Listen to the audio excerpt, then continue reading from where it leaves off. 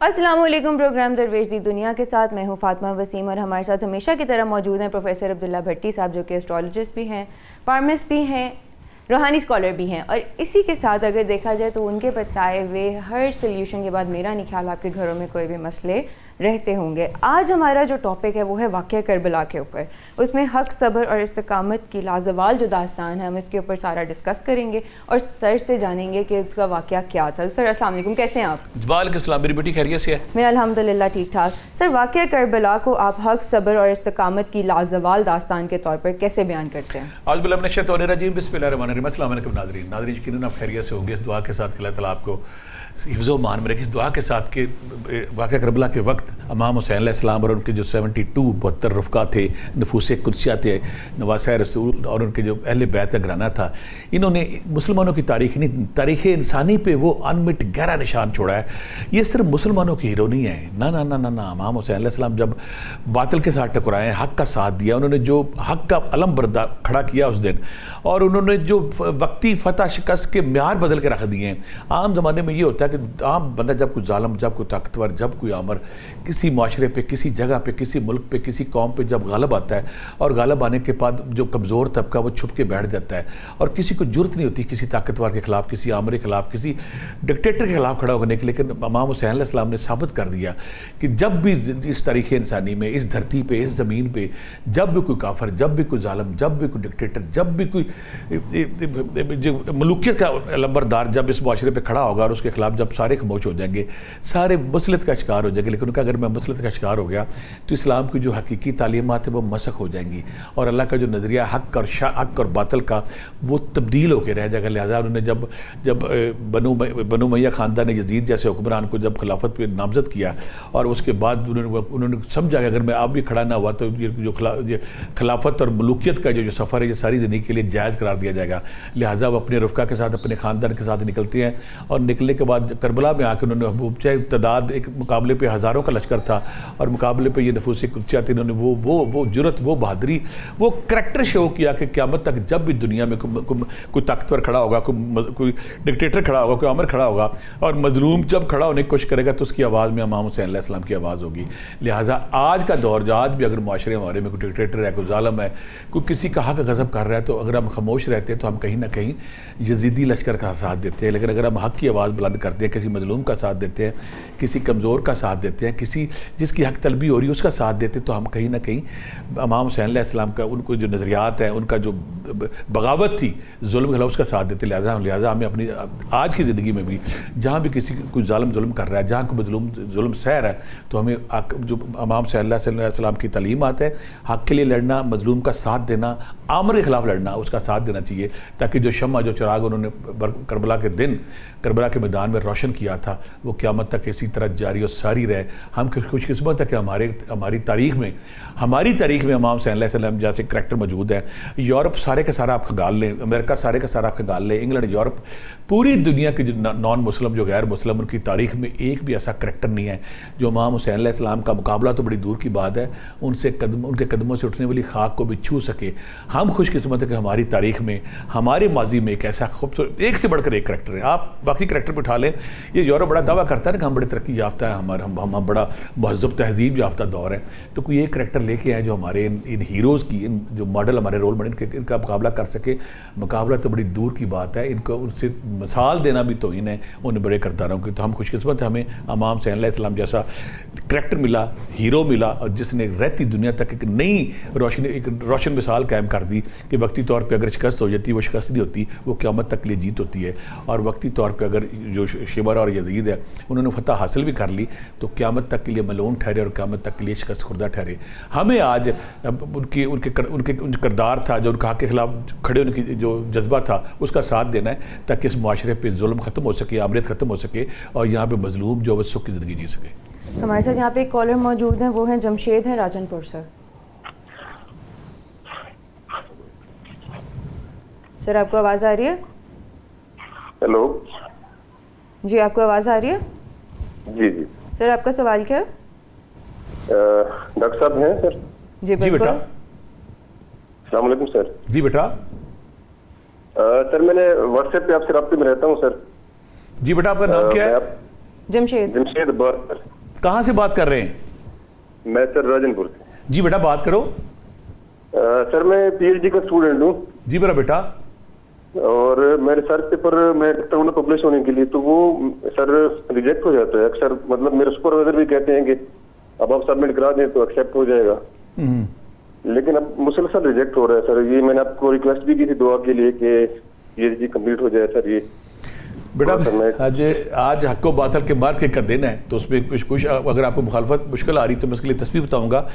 बेटा कोई भी मसला अगर आप करना चाहते हैं, आपकी लाइफ में रुकावट आ गई, हर्डल आ गई, कोई कोशिश आप करना चाह रहे हैं उसमें बरकत नहीं पड़ रही, उसके लिए बेटा आपने करना है या हय्यु या कय्यूम, या हय्यु या कय्यूम या लतीफ़ 500 बार, या अल्लाह या वकीलो या नसीरो, या अल्लाह या वकीलो या नसीरो 500 बार, और बिस्मिल्लाहिर्रहमानिर्रहीम 500 बार। ये तस्बीहात आप ये तस्बीह रोज़ाना करें और साथ आप सूरह यासीन एक बार पढ़ें। इंशाल्लाह आपके लाइफ में, आपके रास्ते में, आपके स्ट्रगल में, आपके कैरियर में जो रुकावट है, हर्डल वो दूर हो जाएगी और बहुत जल्दी मेरे बच्चे जो आप करना चाह रहे हैं अल्लाह उसमें आपको कामयाब करेगा। दुआ कि अल्लाह ताला आपको जल्दी जो आपकी हर्डल रुकावट दूर हो जाए। आप ये तस्बीहात ज़िक्र अज़कार करें और इमाम हुसैन अलैहिस्सलाम, इमाम हसन अलैहिस्सलाम, उनका जो किरदार है, उनकी जो रोशनी, उनकी सीरत है, उनके जो बातिल के खिलाफ लड़ने का जो जज्बा है, जो करैक्टर है, उसको अगर हम अपनी ज़िंदगी में लें और मजलूम का साथ दें तो हमारी ज़िंदगी भी अमन का गवारा हो सकती है, हम भी शानदार लाइफ गुजार सकते हैं। इमाम हुसैन अलैहिस्सलाम के पैगाम को आज के दौर में हक और बातिल की पहचान के हवाले से कैसे देखा जा सकता है? बड़ा अच्छा सवाल किया। दुनिया भर में एक कानून चला आ रहा है पहले दिन से और क़यामत तक शायद ये चलता आ रहा होगा। उसमें जो रोशनी बखेरी आके उस घटाटोप जुल्म जहालत के आमरीत के घटाटोप अंधेरे में जो रोशनी के चिराग रोशन किया वो इमाम हुसैन अलैहिस्सलाम ने किए हैं। कि इमाम हुसैन अलैहिस्सलाम के दौर में आमरीत थी और जो खिलाफत थी उसमें मलूकियत का रंग शामिल हो चुका था। सारा आलम इस्लाम कहीं ना कहीं चुप बैठा था। इमाम हुसैन अलैहिस्सलाम कहा कि मैं मेरे नाना कौन है, मेरे नाना के मज़हब का जो इस्लाम तालीम आता है, खुदा के मज़हब की जो तालीमात वो मसक हो रही है, लिहाजा उन्होंने फैसला किया मैं खड़ा हो जाऊँगा। बाकी लोग कूफा जो मुस्लिम वकील जब वहाँ पे गए थे हज़ारों खाता है कि आप यहाँ पे आ जाएँ, और बाद में कूफी जिस तरह खामोश हो जाते हैं, मैं उसको अलमनाक दास्तान हमारी खामोश हो गया, सारे लोग बसलत का शिकार हो गए। लेकिन इमाम हुसैन अलैहिस्सलाम ने कहा कि अगर इस वक्त मलूकियत जो आ गई खिलाफत, अगर मैं चुप रहता हूँ तो क़यामत के लिए नया रवाज, एक नई रीत, एक नई रवायत बन जाएगी। लिहाजा उन्होंने कहा कि मैं अमरीत के खिलाफ, मैं जुल्म के खिलाफ, मैं जबर के खिलाफ, मैं डिक्टेटरशिप के खिलाफ खड़ा होऊंगा ताकि रहती दुनिया तक लोगों को पता चल जाए हक क्या है, साथ क्या है। हुआ ये उस वक्त जब जिस हिजरी में जहाँ पे आके वाक़ करबला वाक़ हुआ बेटा, उस वक्त ना गलत और सच की तमीज़ ख़त्म हो गई थी किस्म की। कुछ लोग कुछ तावीलें दे रहे थे, कुछ लोग कुछ तावीलें दे रहे थे। तो उस वक्त ना इस्लामी तालीमात, इस्लाम की बका ख़तरे में पड़ गई थी। इस्लाम की जो शानदार इमारत थी उसकी ईंटें लर्जना शुरू हो गई थी। इमाम हुसैन अलैहिस्सलाम ने खड़े होकर उन तालीमात के ऊपर जो धुंध पड़ रही थी, उसके ऊपर जो गर्द पड़ रही थी, साफ़ किया और साबित क्लियर किया कि ये हक है, ये बातिल है। अगर आप हक का साथ देंगे तो क़यामत तक अमर हो जाएंगे और बातिल का साथ देंगे तो क़यामत तक आप मलून हो जाएंगे। और दूसरी बात है, एक और उन्होंने सबक दिया, तदाद और फ़ौज और असला ये जीत की लमरदार समझी जाती है कि ये जीत की वजह है। इमाम हुसैन अलैहिस्सलाम ने साबित किया कि उनके साथ साथ चाहे 72 नफूस कुदसिया थे और मुकाबले पे हज़ारों लोग थे, ताकतवर फ़ौज थी। उन्हें पता भी था कि दुनियावी तौर पर मुझे शिकस्त होगी, लेकिन उन्होंने हक़ के लिए, जुरत के लिए, इस्लामी तालीमात, इस्लाम दीन को बचाने के लिए खड़े हुए, जुरत के साथ लड़ तो गए, शहादत का रुतबा भी पा लिया, लेकिन तारीख़ इंसानी के सबसे बड़े शहीद करार दिए। मैं अक्सर कहता होता हूँ कि पूरी दुनिया के शहीद, पूरी दुनिया की कुर्बानियाँ इकट्ठी करके एक पलड़े में डाल दें और इमाम हुसैन अलैहिस्सलाम का एक जो कुर्बानी हुई दूसरे पलड़े में डाल लें, तो सारी पलड़ियों के मुकाबले में इमाम हुसैन अलैहिस्सलाम की उनकी जो ये शहादत है भारी पड़ जाएगी। आज हमें ये देखना है कि जहाँ भी कोई जुल्म हो रहा है, जहाँ पे हक़ का साथ नहीं दिया जा रहा, हमने हक़ और जुल्म, हक़ व बातिल का जो नज़रिया है उसकी तमीज़ करके हक़ का साथ देना है और जुल्म को हमने रद्द करना है, ताकि इमाम हुसैन अलैहिस्सलाम की तालीमात इस दौर में भी आएँ और क़यामत तक ये चिराग से चिराग जलता रहे। ठीक है सर, हमारे साथ यहाँ पे कॉलर मौजूद हैं, अली हैदर हैं सियालकोट से। जी अस्सलाम वालेकुम। वालेकुम अस्सलाम। सर आपका सवाल क्या? मेरा सर से सवाल है कि हम खुशकिस्मत लोग हैं कि अल्लाह ताला ने हमें हज़रत इमाम हसन हुसैन जैसी हस्तियों से नवाज रखा है, तो हमें अपनी मौजूदा ज़िंदगी में उनके किरदार को लागू करना चाहिए। तो लिहाजा मुझे कोई ऐसा वजीफ़ा बता दीजिए ताकि मैं उनका सिपाही और ग़ुलाम बन सकूं और उनकी सीरत तैयबा को अपनी ज़िंदगी में नाफिज कर सकूं और उनकी ज़िंदगी पर चलकर मैं इश्क़ रसूल और अल्लाह ताला की मोहब्बत को अपने दिल में उतार सकूं। सुभान अल्लाह। ठीक है। पहले तो मैं अक्सर कहता होता, अगर किसी बच्चे के, किसी इंसान के दिल में ये ख्याल आता कि मैं अहले बैत की मोहब्बत समेटूँ या अहले बैत की ग़ुलामी इख्तियार करूँ या अहले बैत की कुर्बत में शामिल करूँ, तो मैं यहाँ पे एक एजाज़ की बात करूँगा। बहुत सारे लोग बहस में पड़े रहते हैं कि कितनी मोहब्बत करनी है, कितनी नहीं करनी, कहाँ क्या करना है। या मैं एक बात कहूँगा, आका करीम फरमाया करते थे कि रोज़े महशर, क़यामत के दिन जब माँ को बाप, बाप को माँ, बेटे को माँ, माँ मियाँ को बीवी, भाई को भाई, बहन को बहन, दोस्त को दोस्त नहीं पहचानेगा। हर एक को अपनी पड़ी हुई। आका करीम ने बड़ा खूबसूरत बात की थी, तुम्हारे लिए भी मछली रहा है। आका करीम फरमाते हैं कि बरोज़े महशर जब कोई किसी को नहीं पहचानेगा तो मैं रब के अर्श अजीम के नीचे, रब के अर्श अजीम के नीचे जैसे ख़ास लोगों की दावत होती, इजाफत होती है ना, अहले बैत के मुहिब्बीन मेरे साथ उस दावत में शरीक होंगे। यानी कि किसी शादी में आप जाते हैं ना, ख़ास टेबल लग जाती है कि वो ख़ास टेबल है। किसी फंक्शन में जाते कहते वो ख़ास टेबल है। तो रब्बे जुल जलाल के अर्श अजीम के नीचे ख़ास ज़ियाफ़त होगी। अगर आप चाहते हैं कि आप उस ज़ियाफ़त में शामिल हो जाए तो आका करीम ने फरमाया कि जो मुझसे और अहले बैत से मोहब्बत करते होंगे, रोज़े महशर जब बंदे को बंदा नहीं पहचानेगा, वो उस ज़ियाफ़त का हिस्सा होंगे जो रब्बे करीम के अर्श अजीम के नीचे होगी। एक बात। दूसरी बात, आका करीम ने सीधा सीधा कहा कि जिसने मुझको दुख दिया, जिसने अहले बैत को दुख दिया उसने मुझको दुख दिया, जिसने अहले बैत को खुश किया उसने मुझे खुश किया, जिसने मुझे दुख दिया उसने अल्लाह को दुख दिया, जिसने मुझे खुश किया उसने रब को खुश किया। आका करीम के, अगर आका करीम की जो औलाद है, उनके जो अहले बैत घराना है, अगर हम जितनी मर्जी रियासतें, बातें, मुजाहिदे, उम्र, हज, ज़कात कर लें, अगर उस खानवादे की अकीदत, मोहब्बत, प्यार हमारे दिमाग, हमारी शऊर, हमारी ज़िंदगी में नहीं है तो हमारी कोई इबादत रद्द हो जाए। क्योंकि हौज़ कौसर पे जब हमने जाना है तो हौज़ कौसर पे डिफ्रेंशिएट हो जाना कि अहले बैत से प्यार कौन करता था, अहले बैत से प्यार कौन नहीं करता था। लिहाजा हमारी बका हमारी एक ही है कि हम अहले बैत से मोहब्बत करें, हर चीज़ से बुला के। जब जिसकी ज़िंदगी में ये आ जाए, वो खुशकिस्मत बच्चे ने बात ये की है कि मैं क्या जिक्र करूँ, क्या तस्बीह करूँ कि मेरे अंदर वो मोहब्बत आ जाए और वो जो इमाम सल्लल्लाहु अलैहि वसल्लम का जो करैक्टर किरदार मेरे अंदर आ जाए। बड़ा सूरा कौसर रमज़ान मुहर्रम के हवाले से मेरा बड़ा ख़ास वजीफ़ा है। वो लोग जो रिज़्क़ चाहते हैं, पैसे चाहते हैं, रूहानियत चाहते हैं, आका करीम की ज़ियारत चाहते हैं, सूरा कौसर का बहुत बड़ा वजीफ़ा है। इन दिनों में पूरा मुहर्रम आप इसको करें, 10 दिन कर लें, 20 दिन कर लें। सूरा कौसर 120 दफ़ा, अगर आप 11 दफ़ा दरूशी पहले, 11 दफ़ा दरूशी बाद में अपनी वर्द में रखते हैं, इससे आपके रिज़्क़ आता है, इसका पैसा आता है, दुनिया आती है, रूहानियत आती है, आका करीम की ज़ियारत आती है, अहले बैत की मोहब्बत आती है। एक और दूसरी बात है कि जो दुरूद पाक है कसरत से पढ़े, जिसमें अहले बैत का जिक्र है, कसरत से दुरूद पाक पढ़े ताकि आप उन नेक लोगों में, अल्लाह दुरूद पाक पढ़ते हैं, फरिश्ते पढ़ते हैं, आका करीम हर बंदा पढ़ता है, ताकि हम उन नेक लोगों में शामिल हो जाए। दूसरा काम। तीसरी बात, अगर रमज़ान में आप तीसरा कलमा सूरा कौसर, तीसरा कलमा सूरा कौसर कसरत से पढ़ते हैं, दुरूद पाक पढ़ते हैं, अस्तगफिरुल्लाह पढ़ते हैं, और फिर ये ज़हन में रखते हैं कि हमें अहले बैत की मोहब्बत चाहिए। और इमाम सल्लल्लाहु अलैहि वसल्लम की जो सखावत है, उनका जो दस्तरखान था, जो लोगों को खाना खिलाते थे, अगर हम लोगों की ज़िंदगी में खाना खिलाना शुरू कर देते हैं, दूसरों की ज़िंदगी में आसानी लाना शुरू कर देते हैं, तो यकीनन हमारी ज़िंदगी में वो रुकावटें, वो कमियाँ, वो मुश्किलें ख़त्म हो जाएंगी। हमें इमाम सल्लल्लाहु अलैहि वसल्लम की सखावत, मोहब्बत, इंसान दोस्ती और इमाम सल्लल्लाहु अलैहि वसल्लम की जुल्म के ख़िलाफ़, जबर के ख़िलाफ़, बातिल के खिलाफ लड़ने का जो जज्बा है, अगर हम अपनी ज़िंदगी में ले आएँ तो हमारी ये धरती जो है ये अमन का गहवारा बन जाएगी। और वो बिलाशुबा हमारे रोल मॉडल हैं, उनको हमें रोल मॉडल रखना चाहिए, ताकि हमारी आने वाली नस्लों को सिखाना चाहिए कि वो क्या रोल मॉडल थे, ताकि हमारा आने वाला वक्त जो है वो शानदार हो सके। ठीक है सर, हमारे साथ एक और कॉलर मौजूद है, सलमान है लाहौर से। अस्सलाम वालेकुम। वालेकुम अस्सलाम। सर आपका सवाल क्या? मेरा सवाल ये कि जो मुसलमानों पे दुनिया में जुल्म जबर हो रहा है, तो हम इसके ऊपर अक्सर लोग मतलब खामोशी इख्तियार कर रहे हैं। तो ये इमाम की हज़रत इमाम हुसैन अलैहिस्सलाम की तालीमात की खिलाफ वर्जी नहीं है? और अगर मतलब हम इस पर आवाज़ उठाना चाहें तो इसके लिए इंसान के अंदर वो जज्बा पैदा होना चाहिए। तो उस जज्बे को पैदा करने के लिए कोई ज़िक्र अस्कार, कोई दुरूद शरीफ ऐसा खास, वो ज़रा प्रोफेसर। मेरे बच्चे ने बड़ी प्यारी बात की कि हमारे इसमें पहली बात, इसमें कोई शक नहीं कि जो भी जिसने कलमा पढ़ा है वो उसमें कोई शक नहीं, वो आका करीम से प्यार करता है, अहले बैत से प्यार करता है। लेकिन हमारे दरमियान कुछ ऐसे लोग आ गए थे जिन्होंने इन हकीकी तालीमात को मसख करने की कोशिश की, इनको दुदलाने की कोशिश की, इस पर गर्द डालने की कोशिश की और नए नए एंगल, नए नए जाविये निकालने की कोशिश की। भी सिंपल सीधी सीधी बात है, अगर आप किसी की औलाद से, किसी शख्स से प्यार करते हैं तो उसकी औलाद से प्यार करेगा तो उसका कलेजा ठंडा होता है। अगर आप किसी शख्स से मोहब्बत के दावेदार है, उसकी औलाद से मोहब्बत नहीं करते तो आपका कलेजा कैसे ठंडा होगा? लिहाजा ये हमें सिंपल सादा सी बात है कि हमें अहले बैत से मोहब्बत करनी है, आका करीम से मोहब्बत करनी है। अहले बैत का जो किरदार है जुल्म के खिलाफ, आमरीत के खिलाफ और डिक्टेटरशिप के खिलाफ, उसको अपनी ज़िंदगियों में लाना है। दूसरी बात है कि हमारा एक उस वक्त भी कल्चर ऐसा बन गया था कि कोई जुल्म को जुल्म नहीं कह रहा था, आमर को आमर नहीं कह रहा था, बातिल को बातिल नहीं कह रहा था, चीज़ें तोड़ मरोड़ के पेश की जा रही थी। इसी तरह हर दौर में इस्लाम के खिलाफ साजिशें होती रही हैं।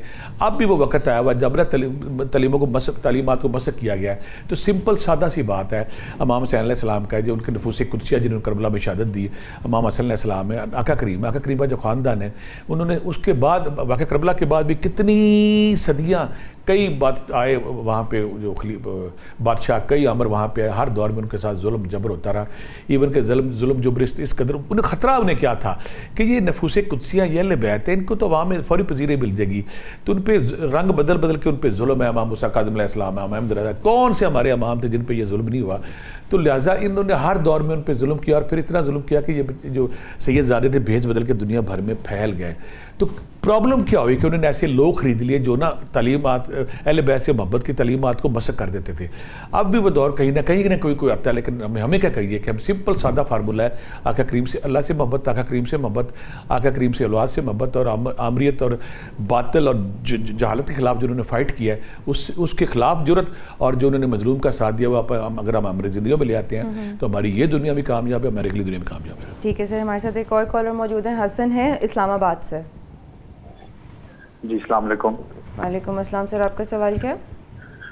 हम मेरा सर से सवाल है इस तरह का कि जिस तरह ये इतनी बड़ी शहादत का दिन है आगे, और वो हमारे जो आने वाले बच्चे हैं, जो बड़े भी हैं और हम लोग भी जो इस एज में, हम लोग को इस चीज़ के बारे में पता नहीं है कि ये इतनी बड़ी शहादत दी और किस लिए दी, और कोई इस चीज़ को सही बताता भी नहीं है कि दीन के लिए दी गई, दीन को जिंदा रखने के लिए दी गई, जुल्म के खिलाफ खड़े हुए, अकेले हक पर खड़े हुए। अब आप जो जैसा मजलिसों में भी जाकिर वगैरह आप लोगों को इस चीज़ की गाइडेंस नहीं देते हैं, और हमारी जो आने वाली नस्ल है वो इस चीज़ से, नॉलेज से ही महरूम हो गई है, हम लोग भी, कि ये था क्या, और हम लोग इस चीज़ को भूल गए हुए हैं। और इस जिसकी वजह क्या है कि हम लोगों ने क्योंकि ना नबी की जिंदगी को स्टडी किया, ना उनकी हाल की, ना हमने सहाबा किराम को देखा किस तरह जिंदगियां गुजरी। तो अब जो आने वाली नस्ल है और हम लोग भी इस चीज को, अपने आप को और अपनी बच्चों को किस तरह एजुकेट करें कि ये हकीकत था क्या, दीन हमारा हकीकत में है क्या, नबी की जिंदगी किस तरह बताएं, और जब नबी की जिंदगी और उनकी आल के बारे में बताएंगे तो उनसे मोहब्बत तो बंदे को वैसी हो जाती है जो वो हस्तियां हैं। तो किस तरह उनको आइडियलाइज किया जाए, जिस तरह के बच्चों ने और हमने भी गलत पर्सनैलिटीज को आइडियलाइज किया हुआ है। मेरे बच्चे ने बड़ी प्यारी बात की और मुझे अच्छा एहसास हुआ कि मैं जो कह रहा था कि हर दौर में जब से खिलाफत में मलूकियत का रंग आया, खिलाफत में मलूकियत ने अपना असर दिखाना शुरू किया, और इस्लाम में जब मलूकियत आ गई तो मलूकियत के बाद ऐसे लोग ख़रीदे गए जो इस्लाम की असल तालीमात की बजाय उन तालीमात को तोड़ मरोड़ के पेश करते थे। या अहले बैत घराना है, मौला किनात हज़रत अली रज़ी अल्लाह ताला अन्हु, उनकी जो शान है, उनकी अज़मत और शरफ़त पर, और अहले बैत की जो शान है मोहब्बत, उसको ना मसक किया गया ताकि लोगों की इनसे अकीदत है वो टूट सके और हम अपनी आमरीत को जवाब पेश कर सकें। हर दौर में मैं हैरान होता हूँ कि हर दौर में ऐसे मदारी, ऐसे जुगादरी, ऐसे दरबारी लोग मिल जाते हैं जो बादशाह वक्त के इशारे पे इस्लाम तक को हैरान करार देते हैं। इसकी ज़िंदा मिसाल मैं हैरान होता हूँ, बाद में जब अकबर यहाँ पे, अकबर आज़म यहाँ पे हिंदुस्तान में था, तो यहाँ पे अबुल हसन और फैज़ी जो उसके दो आलम दीन, बहुत बड़े आलम दीन थे, इतने बड़े आलम दीन के फैज़ी था, उसने बगैर इतना उसका वोकैबुलरी थी उसके पास, बगैर नुक्तों के उसने कुरान पाक की तफसीर कर दी, यानी कितना उसके नॉलेज था उसके पास। लेकिन जब बादशाह वक्त ने उससे कहा कि मैंने दीन इलाही बनाना है, मैं खुदा के अलावा अपना दीन बनाना है, वो मैंने इस्लाम के बजाय अल्लाह अकबर शुरू कर दिया और फिर उसमें हिंदुज़म शामिल कर दिया। तो वो जो बड़े आलम दीन थे, बादशाह वक्त के तहत कुरान पाक से, इस्लाम से, हदीसों से ऐसी ऐसी तोजियात, ऐसी चीज़ें निकाल के दीन इलाही ईजाद कर दिया और दीन इलाही को राग़ब कर दिया। यानी कि ऐसे आलम दीन जो नेक आलम दीन है वो हमारे माथे का झूमर है। हमारे यहाँ पे बरसगीर पाक शाह वलीउल्लाह रहमतुल्लाह अलैह, उसके बाद मौलाना अशरफ थानवी रहमतुल्लाह अलैह, मुजद्दिद अल-अफ़सानी रहमतुल्लाह अलैह, फिर अब्दुल रहीम और अब्दुल अज़ीज़ मुहद्दिस देलवी, ये सारे लोग जिन्होंने फिर ना इस्लाम बचाने के लिए कोशिश की, और मुजद्दिद अल-अफ़सानी रहमतुल्लाह अलैह ने बाकायदा फ़ाइट के खिलाफ। तो होता यह है कि हर दौर में कुछ ऐसे लोग जो बादशाह वक्त की खुशनुदी हासिल करने के लिए इस्लाम की हकीकी तालीमात को मसक करके और पेश करते हैं। तो आज का जो नौजवान है, जो आज का बच्चा, वो समझदार है, उसके पास नॉलेज इतना ज़्यादा आ गया है, अब उसको बहुत सारी लेबॉर्ट्री कह रहे लाइब्रेरी को गालने की ज़रूरत नहीं पड़ेगी। उसके पास ऐसे ज़राए आ गए गूगल के हवाले से, GPT के हवाले से, और फिर सिंपल सादा फार्मूला ये है कि आका करीम, हमें खुदा का पता चला आका करीम से कि रब कौन है। आका करीम की औलाद और उनका घराना और उनकी अहले बैत, अगर उनकी मोहब्बत, उनका किरदार, उनकी सीरत हकीकी मानों में हम नहीं पहचानते तो ये हमारी बहुत बड़ी नेगलिजेंसी है। हमें इनफरादी तौर पर, हमें इज्तमाही तौर पर, हमें मुल्की तौर पर, हमें माशरती तौर पर ये जो हमारे हीरो इमाम हसन अलैहिस्सलाम और इमाम हुसैन अलैहिस्सलाम और नफूस कुदसिया जिन्होंने करबला में शहादत दी, उनके किरदार को, उनके पैगाम को समझना चाहिए ताकि हमारे नए बच्चों को पता चले कि यूरोप तो बाँझ है, उसके पास हीरो को नहीं, हमारे पास एक से बढ़कर एक हीरो है। और तारीख़ इंसानी के सबसे बड़े शहीद, तारीख़ इंसानी के सबसे बड़े हक में खड़े, जहालत और बात के खिलाफ खड़े होने वाले इमाम हुसैन अलैहिस्सलाम है। उनकी वाकई तालीमात को आम होना चाहिए ताकि हर जवान को पता हो और हर जवान का वो रोल मॉडल हो, और जब भी जुल्म हो, जब भी कोई आमद खड़ा हो तो वो मजलूम का साथ दे और जालिम के खिलाफ डट के खड़ा हो जाए। सर यहाँ पे एक और कॉलर हमारे साथ मौजूद है, कासिम है गुजरात से। जी अस्सलाम वालेकुम। वालेकुम अस्सलाम सर, आपको सवाल क्या? मेरा सवाल है कि हेलो जी जी आवाज़ आ रही है? जी जी अब आ रही है, पहले नहीं आ रही थी जी। आपका ये सवाल? मुहर्रम के बड़े अहम दिन चल रहे हैं, तो मैं सर से ये सवाल करना चाहता हूँ। मैं एक रूहानियत का मुसाफिर हूँ, तो मुझे कोई वजीफा दे के मुझे जो मुशाहिदात होते हैं ख्वाब में वो चीज़ें नज़र आए, तो मेरी जो तलब है वो पूरी हो सके। ठीक है, ठीक है। अल्लाह ताला फरमाते हैं कि साल के 12 महीने हैं, लेकिन 12 महीनों में 4 महीने हुर्मत के, ज़िलक़द है, ज़िलहज है, रजब है और मुहर्रम है और रजब है, यानी कि ये 4 हुर्मत वाले महीने। फिर अल्लाह ताला फरमाते हैं कि इन 4 महीनों में मुहर्रम मेरा महीना है। और आका के फरमाते थे जो 4 महीने हुर्मत किए उनमें जो मुहर्रम है ये अल्लाह का महीना है। और जब कोई महीना किसी बड़ी हस्ती के साथ मनसूब हो जाए, वो कह के ये मेरा इलाका है, ये मेरा ग्राउंड है, तो जब कि उसके पास जाता है तो फिर वो अपनी शान के मुताबिक, अपनी मकाम के मुताबिक फिर नवाजता है। तो मुहर्रम जो है इसमें कोई शक नहीं कि तारीख़ इंसानी की सबसे बड़ी कुर्बानी और तारीख़ इंसानी के सबसे बड़ा जहाद जुल्म के ख़िलाफ़, बात के ख़िलाफ़ जो इसी महीने में हुआ, और इमाम हुसैन अलैहिस्सलाम ने अमर हो गए ये रोल अदा करके। अगर हम चाहते हैं कि हमारी ज़िंदगियों में कामयाबी आए, हमारी ज़िंदगियों में जो हम इनकी जो इमाम हसन अलैहिस्सलाम और इमाम हुसैन अलैहिस्सलाम की ज़िंदगी है उनका किरदार हमारी ज़िंदगियों में आए और हमें वो फ्यूज़ व बरक़ात मिले, तो 2-3 वजीफ़े मैं यहाँ से अक्सर करूँगा। बहुत सारे लोग चाहते कि हमें ना हमारे घर में जादू है, नजर बद है, जनात टूना, ऐसी चीज़ें नेगेटिविटी है, तो उसके लिए नादे अली बड़ा मशहूर, बड़ा मामूल एक दुआ है मौला अली सरकार से जो फतह खैबर के तौर पर उन्हें हुई थी। अगर आप नादे अली को 110 बार, 200, 313 बार रोज़ाना 10 दिन पढ़ लें तो आप घरों में लड़ाई झगड़ा जो भी जैसी चीज़ें वो ख़त्म हो जाएंगी। एक बात। दूसरी बात, अगर आप चाहते हैं कि आपकी पैसा आपके पास आए, आपके पास रूहानियत आए, आपका बातन साफ खुल जाए, आपका मुराकबा खुल जाए, तो उसके लिए फिर आपने सिंपल करना है कि सूरह कौसर जिसमें हौज़ कौसर का जिक्र, अगर आप रोज़ाना सूरह कौसर को पढ़ते हैं, ये इसके भी बड़े फ़ैज़ व बरक़ात, अगर आप ये दोनों वजीफ़े करते हैं और साथ दुरूद पाक और अस्तग़फ़िरुल्लाह करते हैं तो आपको सब कुछ मिल जाता है जो आप चाहते हैं। हमारे साथ एक और कॉलर मौजूद हैं, अली है मरी से। अच्छा, इनकी लाइन शायद ड्रॉप हो गई है। सर, सीरत इमाम हुसैन अलैहिस्सलाम में कुर्बानी के जज्बे को आप किस तरह दीन की सरबुलंदी से जोड़ते हैं? उसको इसलिए कि जब ये मलूकियत आई, जब आमरियत खिलाफत में मलूकियत आ गई, और मलूकियत आने के बाद जब बेशतर जो अरब था और दुनिया थी वो खामोश होकर मसलत का शिकार हो गई कि जो हो रहा है ठीक हो रहा है, और अगर वो भी मसलत का शिकार हो जाते वो तो दुनिया की, उनको तो सुलह के बाद जो सुलह उनके साथ हुई थी बहुत सारी अशरफियाँ, बहुत सारे पैसे इनामात मिल रहे थे, और वो तारीख़ इंसानी की सबसे बड़ी गद्दी आका करीम नबी करीम सल्लल्लाहु अलैहि वसल्लम वजह तख्लीक़ कायनात सरवर कायनात सरवर दो जहां, उनकी गद्दी के, उनकी मज़ार के गद्दी कह लें, उनके वो मुजावर थे, गद्दी नशीन थे, सजादा नशीन थे, उनके लिए ये इतना बड़ा आज़ाद है, उन्हें किसी और की चीज़ की ज़रूरत नहीं थी। अगर वो वहाँ बैठते तो पूरी दुनिया से जो हाजी आते थे वो फ़ख्र के साथ, अकीदत के साथ, मोहब्बत के साथ, वो गुलामों की तरह खड़े होते थे कि ये नवासा रसूल है, ये आका करीम की औलाद है। तो उनको तो दुनिया बड़ी की शानें, एक बादशाह वक्त को शानें मिलती है कि मैं उसकी वाकई ये करूँ। एक दफ़ा ना हारून रशीद बादशाह था, तो उसकी ज़ुबैदा उसकी बेगम के साथ बैठी थी, तो लगता है कि उस वक्त इमाम अहमद बिन हंबल या इमाम शाफी जब शहर में आते तो पूरा शहर उनकी रिस्पेक्ट पे आ जाता है।